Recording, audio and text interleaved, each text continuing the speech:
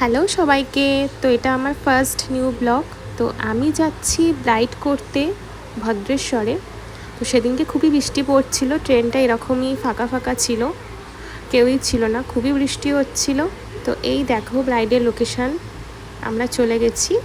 এখানে সমস্ত কিছু খোলা হচ্ছে। এরপর আমরা ব্রাইডকে রেডি করে শাড়ি ড্র্যাপিং করিয়ে বসিয়ে দিয়েছিলাম। তো এই হচ্ছে ব্রাইডের রিকোয়ারমেন্ট ছিল সুন্দর সুন্দর চোখ করতে হবে, টানা টানা চোখ, তো আর ন্যাচারাল হবে জিনিসটা। তো এই হচ্ছে তার রিকোয়ারমেন্ট। তো এই হচ্ছে তার ফাইনাল লুক। তো আইসটা একটু অন্যরকম রাখা হয়েছে, আর হেয়ারটা ওর ফেস অনুযায়ী করা হয়েছে। তো ব্রাইড খুব খুব হ্যাপি ছিল।